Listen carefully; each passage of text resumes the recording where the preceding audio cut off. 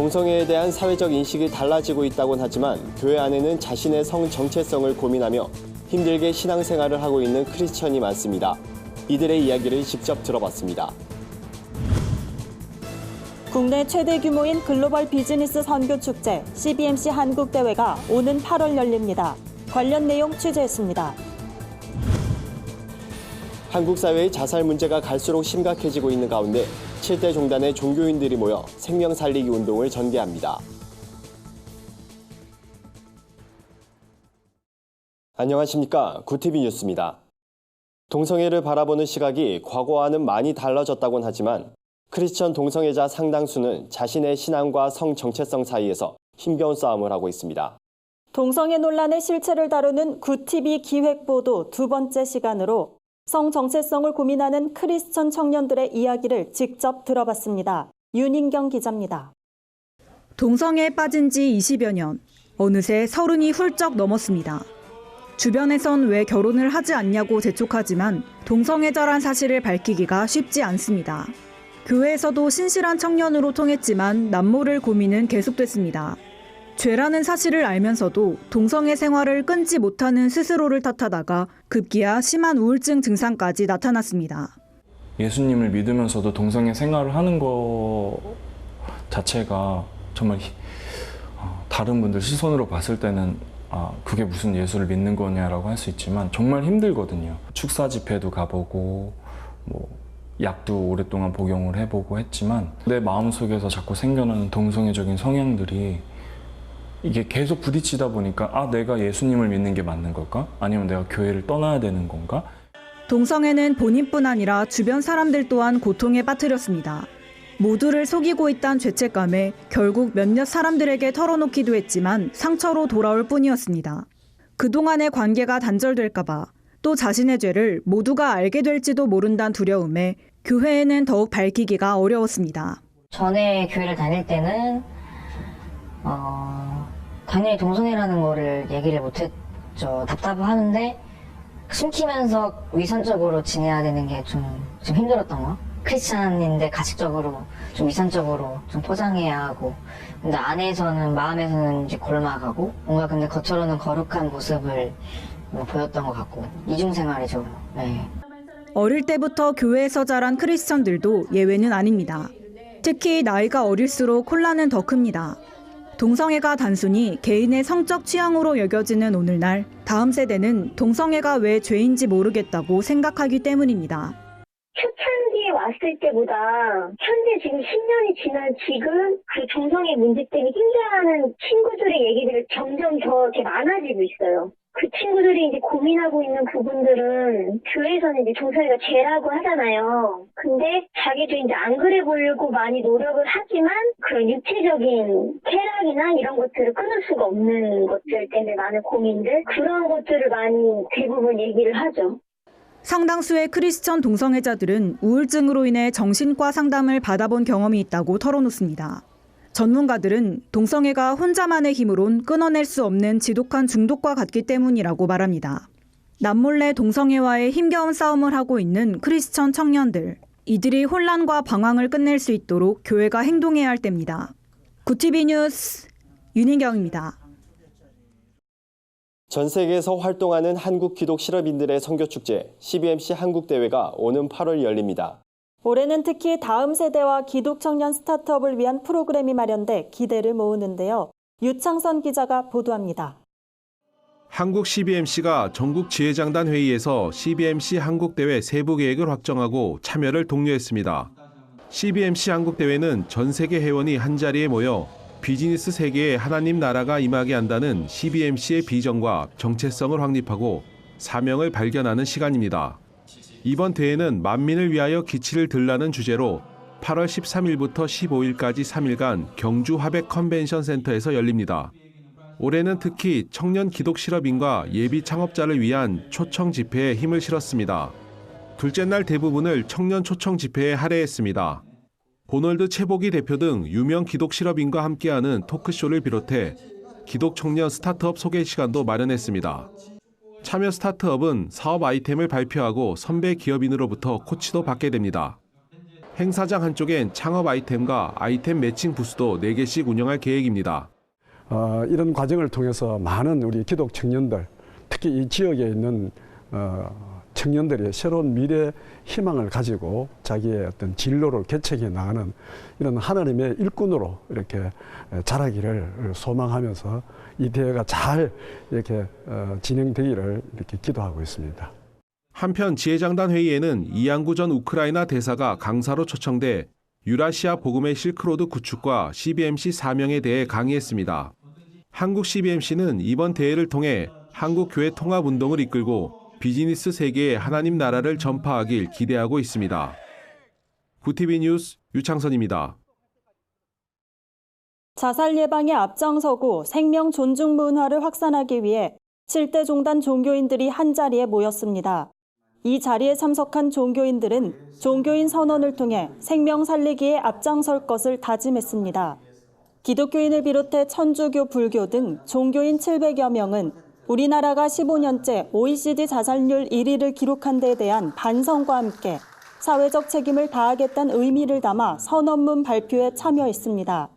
한국종교연합이 이날 발표한 종교인 선언 7개항엔 더 생기 있고 밀착된 지역 공동체를 만들기에 노력할 것과 지역사회와 공동체 내에 생명운동 네트워크를 구축하는 등의 계획이 포함됐습니다. 종교인들은 생명은 한 번 잃으면 영원히 회복할 수 없고 이 세상 무엇과도 바꿀 수 없는 절대적인 존재라며 이처럼 소중한 생명 가치를 세우고 일깨우는 것은 종교의 본분이자 사명 그 자체라고 강조했습니다. 현재 우리나라는 한 해 12,000여 명이 자살하는 것으로 파악되고 있습니다. 이에 따라 국가와 지역사회는 물론 기업과 단체 등 사회 전반으로 생명 존중 문화가 확산돼야 한다는 목소리가 커지고 있습니다.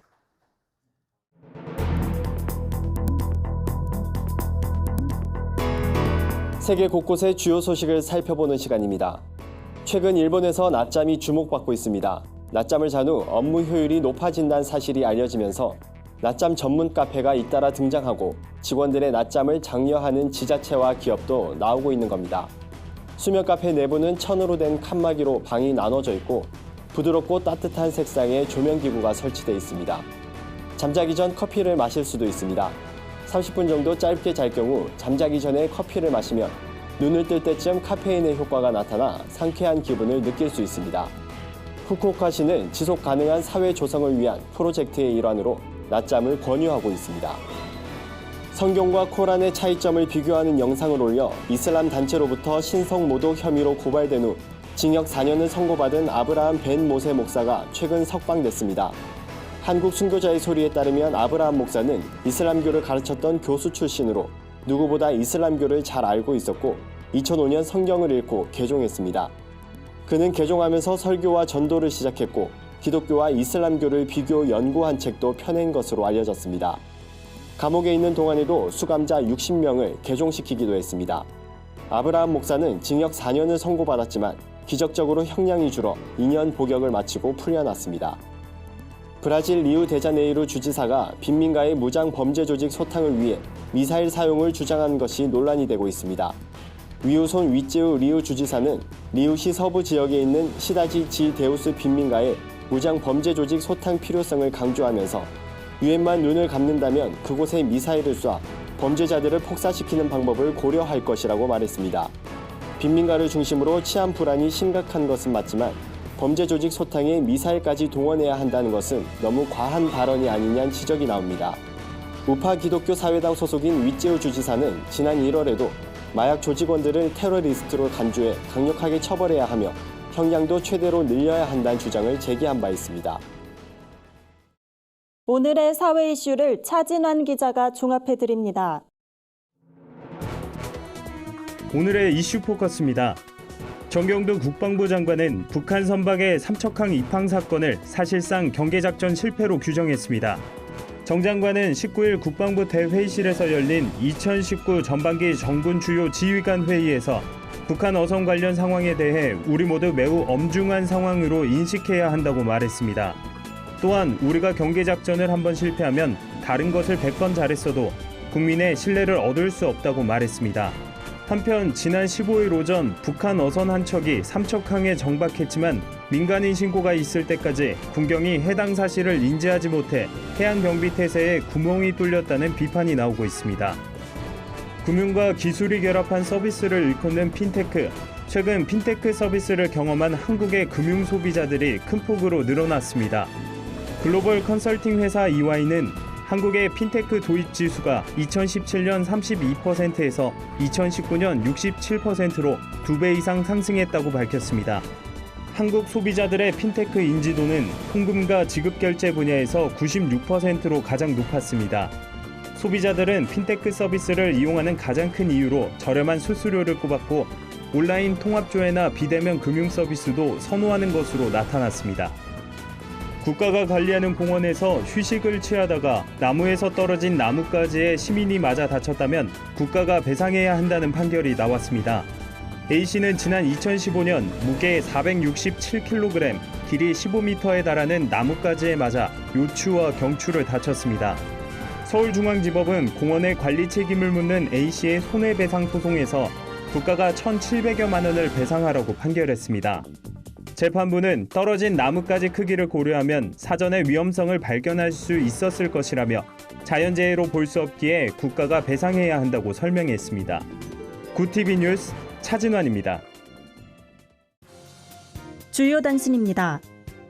월드비전이 세계 난민의 날을 맞아 공감살롱을 진행했습니다. 시네마토크 형식으로 진행된 공감살롱은 시민들과 함께 국제 난민 이슈에 대해 공감하는 장을 마련하기 위해 기획됐습니다. 행사에는 세계시민학교 한디아 교장이 참여했으며 시민 200여 명은 난민을 주제로 한 영화 가버나움을 관람하고 난민 아동 보호를 위해 세계 시민이 나아가야 할 방향에 대해 논의했습니다. 6월 호국 보훈의 달을 맞아 주빌리 통일구국기도회가 기도회와 통일캠프를 개최합니다.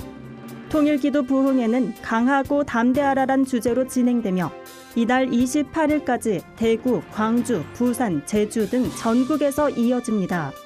주니어 주빌리 청소년 통일캠프는 오는 7월 29일부터 8월 1일까지 천안 백석대학교에서 열립니다. 고신대학교 안민총장, 통일코리아 협동조합 박예영 선교사 등이 강사로 나설 예정입니다. 한국교회 총연합이 오는 29일 2019 다문화 합창 경연대회를 개최합니다. 대회는 국내에 체류 중인 외국인들이 합창을 통해 한국 사회에 적응하고 정착할 수 있도록 돕기 위해 마련됩니다. 외국인 10명부터 60명 사이에서 합창단을 구성하면 됩니다. 참가 신청은 오는 8월 12일까지입니다. 한국장로교 총연합회가 몽골에 교회를 세우고 감사 예배를 드렸습니다. 한장총은 최근 울란바토르 날라흐 지역에 150여 명이 예배를 드릴 수 있는 게르 교회를 건축했습니다. 한장총 송태섭 대표회장은 몽골 기독교 총연합 선교회와 사역자들의 헌신적인 노력에 감사하다며 이 교회는 하나님이 세우신 교회라고 강조했습니다. 이상으로 뉴스를 마칩니다. 구TV 뉴스는 인터넷 신문 데일리 굿뉴스를 통해서도 보실 수 있습니다. 시청해주신 여러분 고맙습니다.